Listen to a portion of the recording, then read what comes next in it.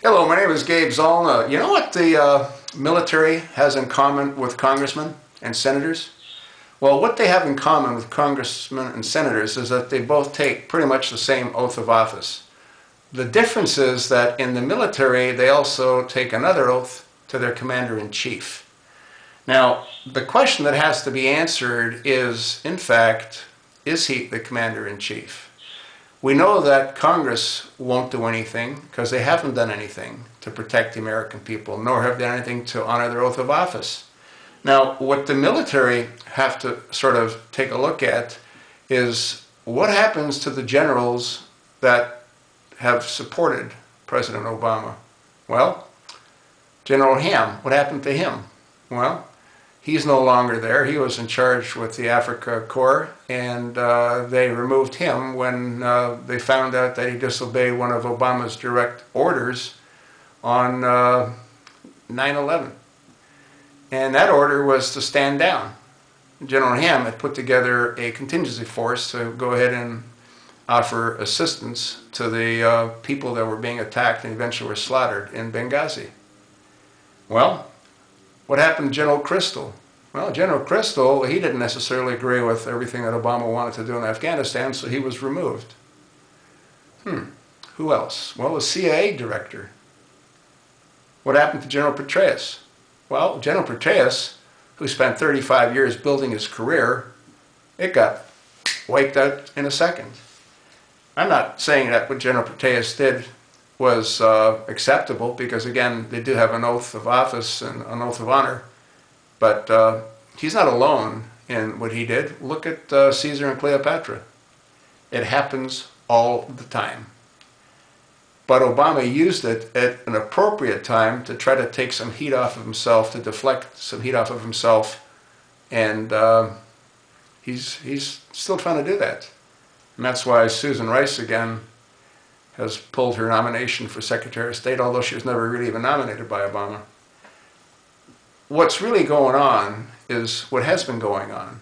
And what the administration does is that they deflect, they distract, and they deceit the American people. Hopefully, our military will understand that what has to happen is that Obama has to be proven to be eligible to be in the office of the presidency.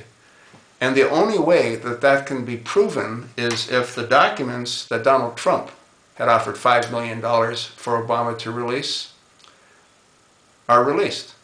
And those are the Occidental records, those are the Harvard records, those are his passport records when he was granted admission. And what they'll find is that he used an Indonesian passport. He got in on affirmative action as a foreign exchange student. That's what they'll find. And the military can also demand that the documents that are supposedly held in the Department of Health in Hawaii are released as well. Because there is absolutely no doubt, thanks to Sheriff Joe and to Mike Zullo and the cold case posse, that what was posted and is still posted on the official White House website, which is his supposed long-form birth certificate, is a total forgery. There are so many inconsistencies with this individual that it's frightening that anyone at all doesn't clearly see that he shouldn't be where he is.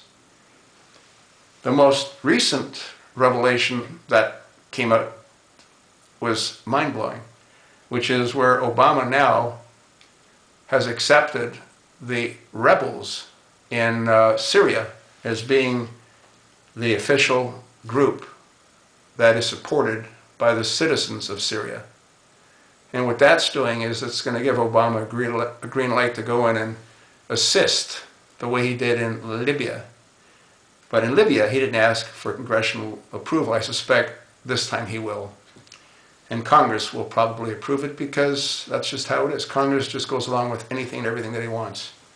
Well, I'm hoping that the military generals and the Navy admirals and the Air Force colonels and all of the officers across this great land of ours demand that they learn firsthand as to whether or not their commander-in-chief is in fact their commander-in-chief. They also have to ask themselves another question.